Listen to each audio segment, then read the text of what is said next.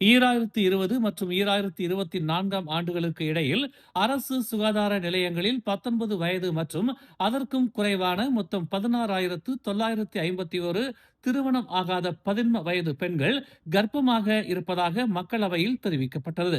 இதே காலகட்டத்தில் திருமணமானவர்கள் உட்பட மொத்தம் கர்ப்பமான 11 வயது பெண்களின் எண்ணிக்கை 41,842 எட்டியுள்ளது என்று மகளிர் குடும்பம் மற்றும் சமூக நல மேம்பாட்டுத்துறை அமைச்சர் டத்தோஸ்ரீ நான்சி சுக்ரி தெரிவித்தார். இந்த வழக்குகளில் பாதி பேர் மலாய்க்காரர்கள் சம்பந்தப்பட்டவை என்று அவர் கூறினார். இதைத் தொடர்ந்து 11 விழுக்காடு ஈபான், 9 விழுக்காடு ஒராங் அஸ்லி, 5 விழுக்காடு சீனர்கள், 3 விழுக்காடு இந்தியர்கள், மீதமுள்ளவை பிற இனக்குழுக்களைச் சேர்ந்தவை என்று அவர் சுட்டிக்காட்டினார்.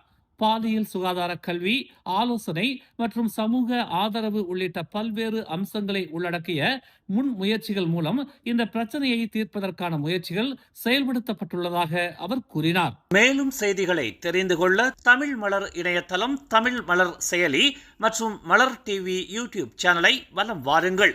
எங்களோடு இணைந்திருக்க மலர் டிவியை பதிவு செய்து கொள்ளுங்கள். உறவுகள் மகிழ்ந்திட விருப்பம் மற்றும் பகிர்வு சேவையை சொடுக்கிடுங்கள்.